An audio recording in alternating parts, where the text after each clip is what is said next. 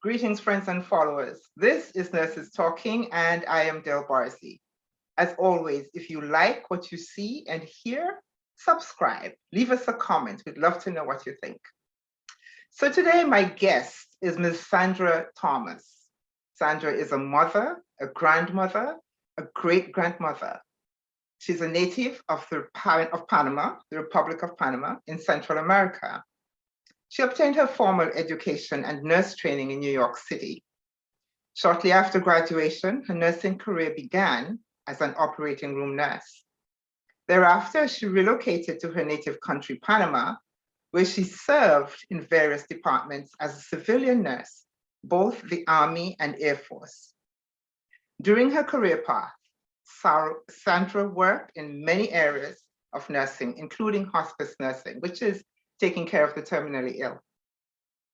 Sandra is a certified belief therapist and a clinical aromatherapist. She's currently working on her nurse health coaching certification. She's a member of the American Holistic Nursing Association. In addition, she just authored her new release book, I Will Live Until I Die, Overcoming the Sting of Grief, which can be purchased from Amazon. She currently resides in Texas, and her contact information will be in the description box of this video.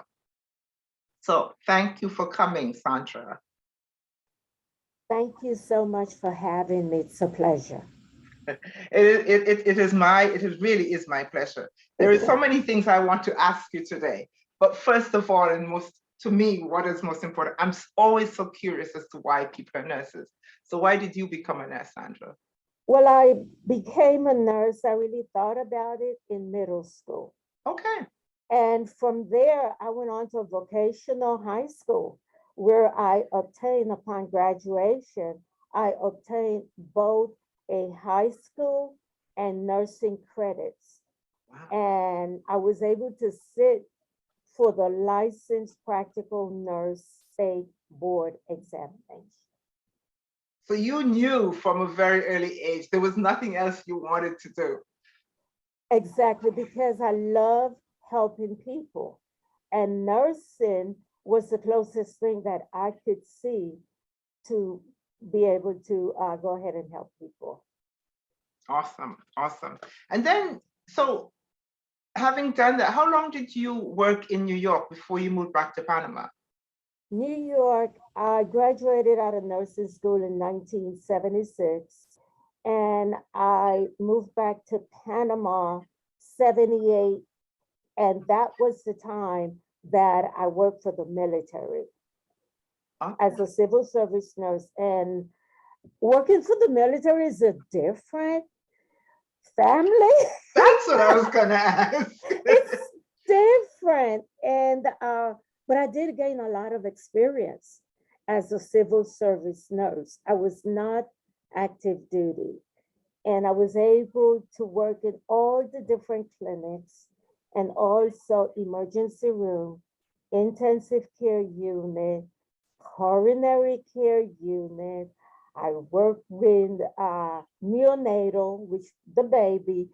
I work in OBGYN. So in that time frame, I did get a lot of experience.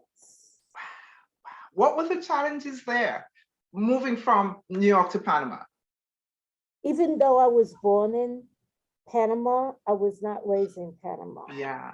I was raised in Brooklyn, New York. Okay. So relocating, it was like me going to a foreign country.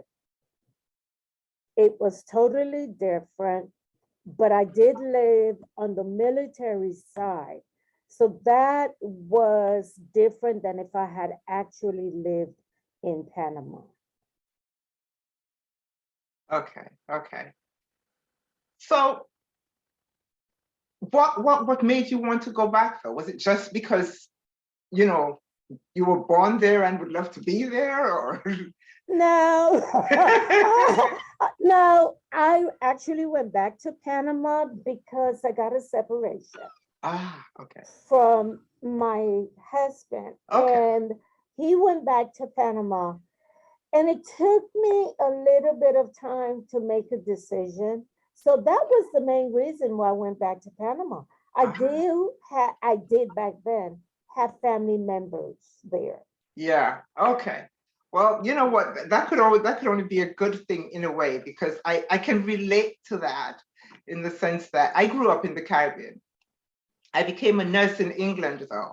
My Okay. nursing education took place in England, and I did go back to the Caribbean for a couple of years to work. And the reason I asked about the challenges is that you know I found that there were some.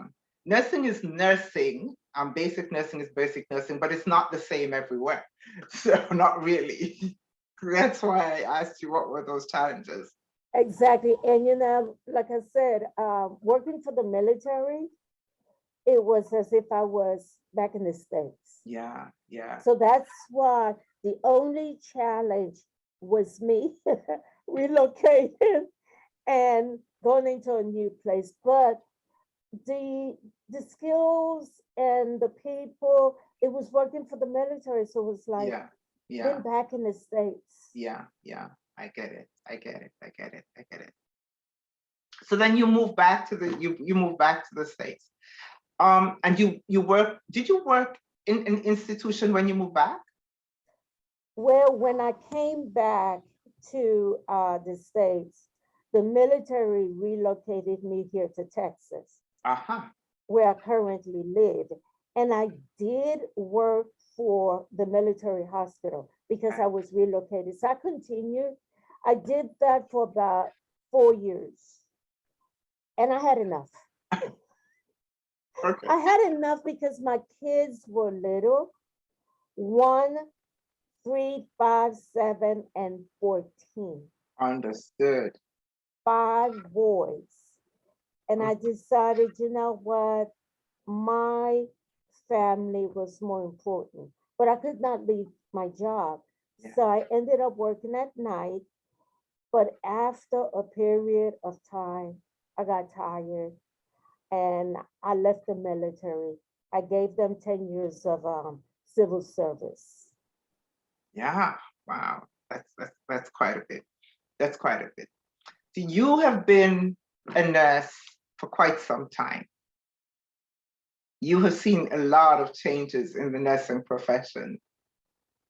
I myself became, graduated nursing school in 1974, so we're like kind of compatible there. What would you say, what changes would you like to see, despite all the changes you have seen? What would you like to see happen within the nursing profession as far as nurses go? What is your vision for nurses? Okay, for nurses, self care.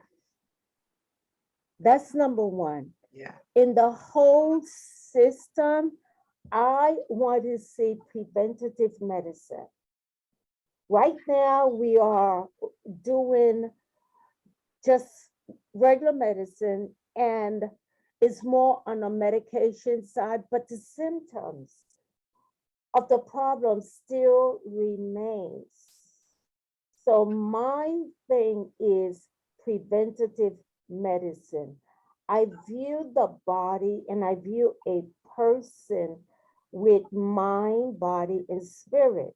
yeah, And what happens, and that's my holistic approach, what yes, happens is when one area is affected, it affects the rest of the person. yeah, indeed. And the sad thing is that we are treating just the symptoms. We are treating the body.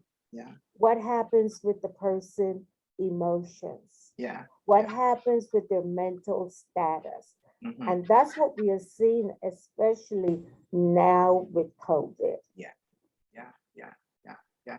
Someone said it very, what I thought to be very well the other day. And he said, we practice Band-Aid medicine. And oh, okay. I hadn't heard it for quite like that before, but perhaps you have a point. That's true. Mhm. So you have quite a few things going on. You're a belief therapist. What is a belief therapist? Okay, a belief therapist basically is someone who presents the truth from a biblical standpoint. Okay. Okay. And I know we very seldom touch the spiritual area of a person, Mm-hmm. but that is also a major area because I have realized that a lot of mental issues, a lot of physical issues can also stem from a spiritual area. And because we put that aside, Yeah. then, Yeah. and Yeah. I saw that mainly in hospice, when I did hospice, it was a rude awakening. And I realized that, we are a whole person. We Yeah. are a whole person. We are not compartments. We are a whole person. So we have to learn to treat the whole person. So my belief therapist, I include that if it's needed and if I get permission. Yeah. Yeah. That's number one, if I get permission. Yeah. So I include that as part of my nursing. Yeah. Yeah. Yeah. That's very I agree with you if you get permission, but isn't that interesting that we know instinctively that we have to seek permission for any kind of spiritual intervention? We don't really seek permission for physical intervention. You know what? That's true. Yes, it's very important. I mean, especially now with all of this changes that are taking place, people are very sensitive. Yeah. They're Yeah. extremely sensitive, but at the same time, they are wanting someone to speak to that part of their life. Yeah. They very seldom bring it up because it's kind of a taboo subject, but yet it is very relevant. It is very relevant.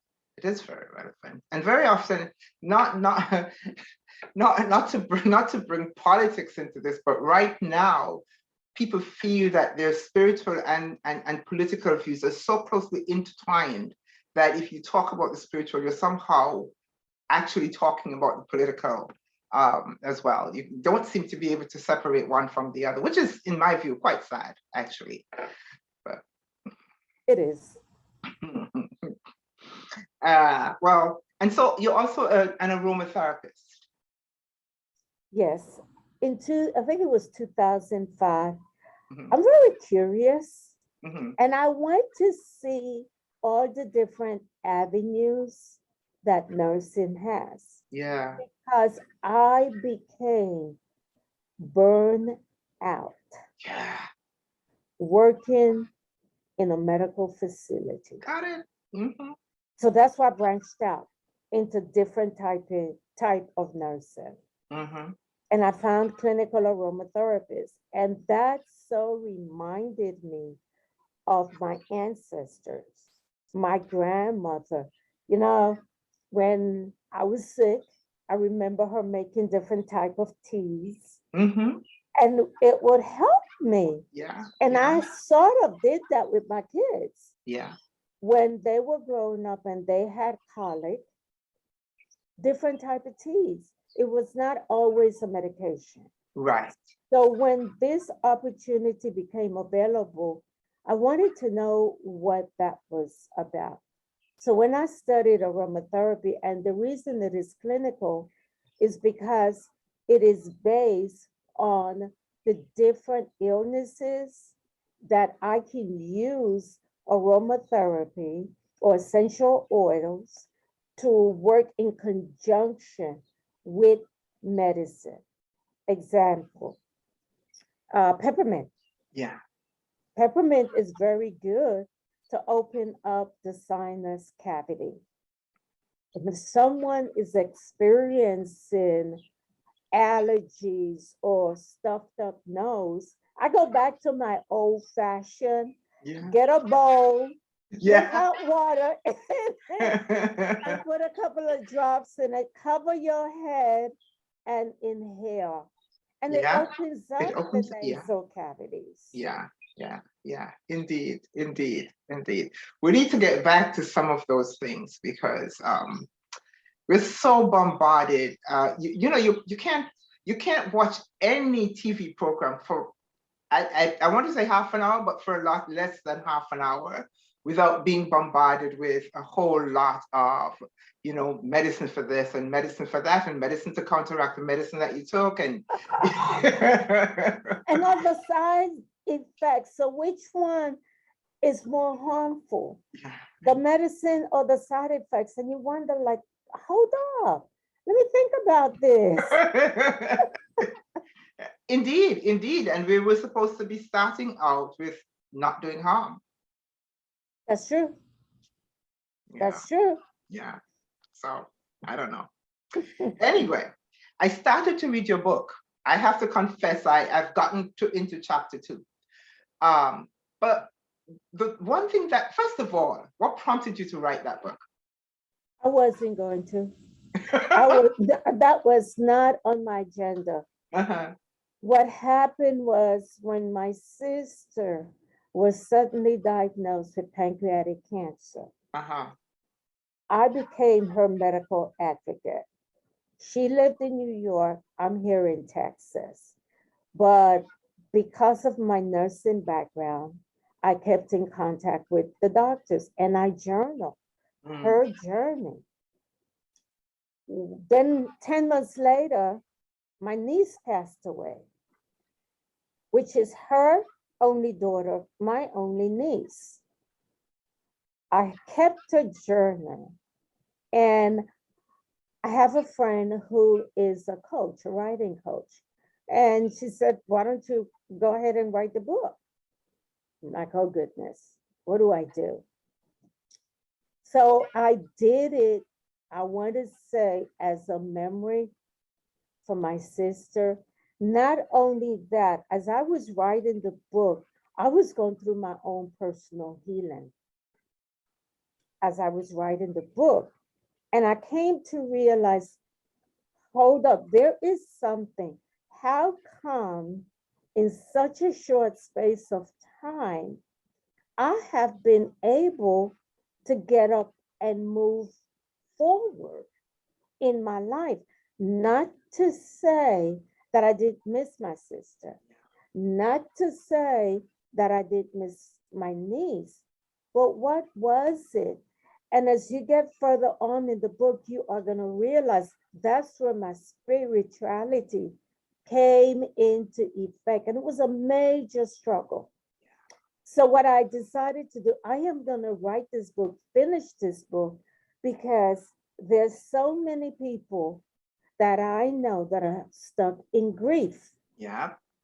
And I want to help them because what I came to find out is that there is life on the other side of grief, trauma, and loss. Grief is not a destination. Trauma is not a destination.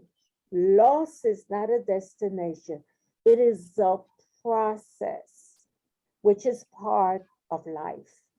So I wanted to help people. That's why I wrote the book. Awesome, awesome.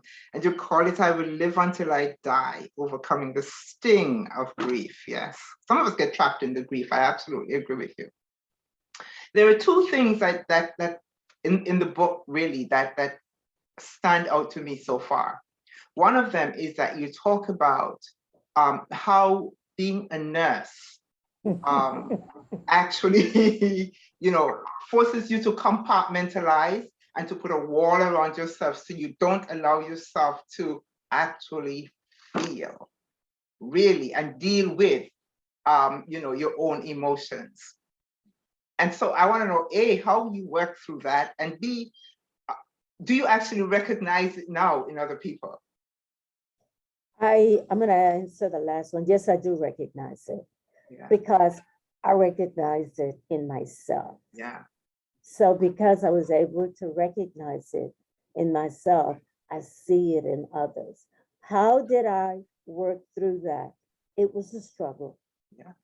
It, first of all, the The stages of grief, Dr. Kubler-Ross, in my imagination, I thought it was linear or horizontal Okay. until I was faced with it. Mhm. And it wasn't. I had to admit to myself my feelings. Yeah. I had to own my feelings. I had to own where I was at that time. So that is the first key that I tell people. If you are not going to own, I'm angry, I don't like this, I hate this, and I'm going to go a step further. And that step further was, God, why didn't you stop this? We do that though. Yeah.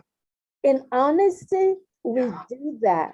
Yeah. Whenever there is something that is not working out or has not worked out the way we plan, the first person we turn to and blame is God.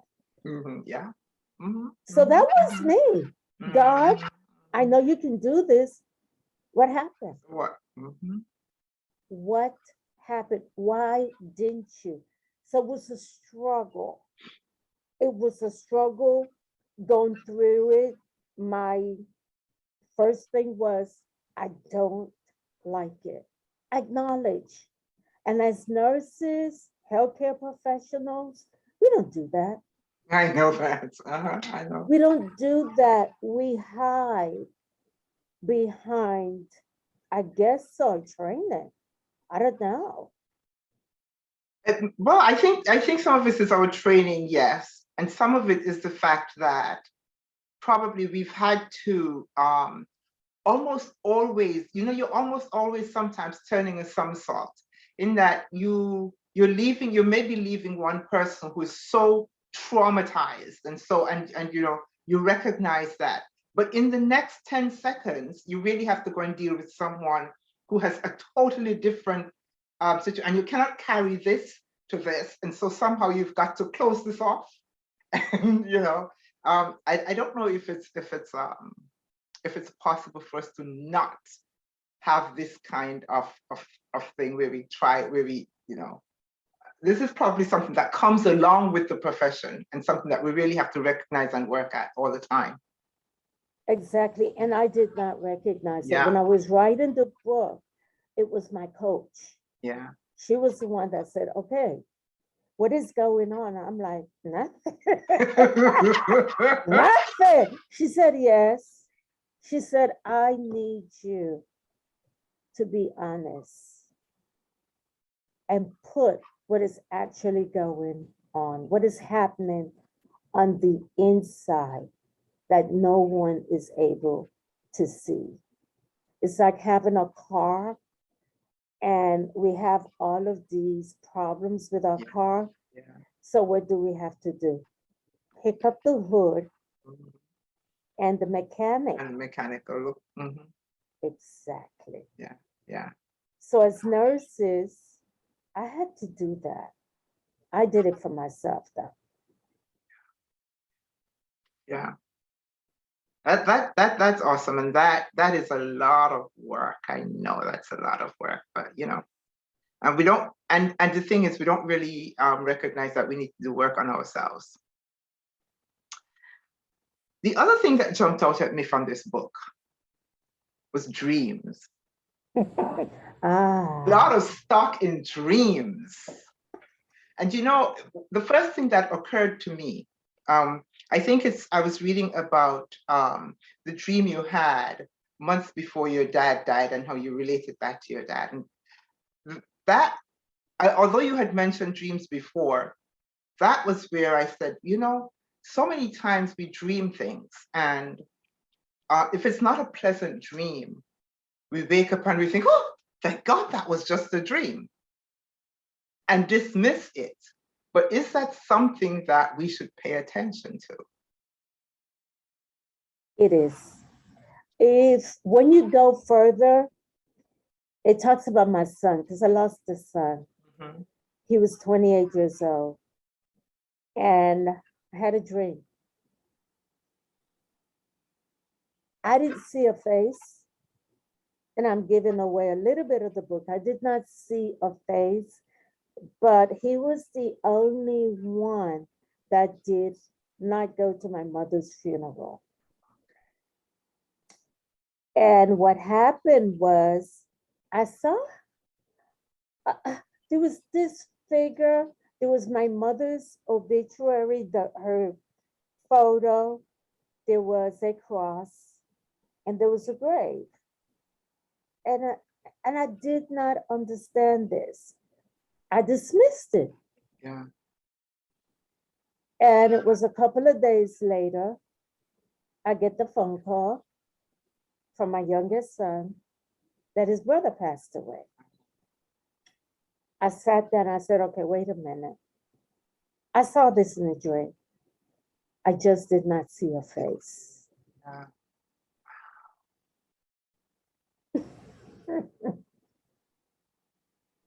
I have to tell you that you have triggered something in me to pay more attention to think to those kinds of things, to dreams. And it's very funny, actually.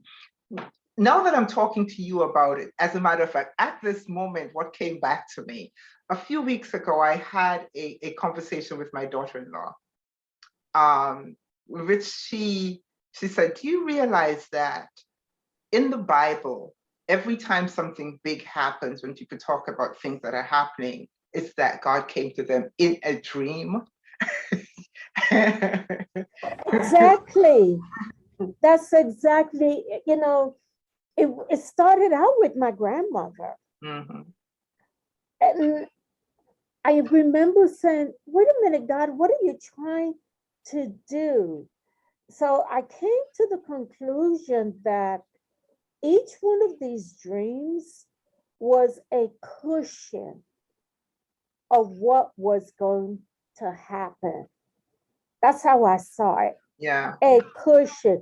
Now, don't get me wrong, I didn't like it. I'm not telling you I liked it, but I came to realize, and I started paying more attention to my dreams. Started paying more attention. Yeah. And I go back and I ask God, I said, what is going on here? And like you said earlier, God visited so many people in the Bible in dreams. Yeah. Awesome. Awesome. Awesome. So I've been collecting words, Sandra. I need to know what nurses think of nurses. So my question is, if you had to describe the most essential quality of a nurse in just one word, what would that word be? Equanimity. Equanimity. Okay, that's your word. Yeah. Why equanimity? It is peace in the middle of the storm. Every day we face storms. Yeah.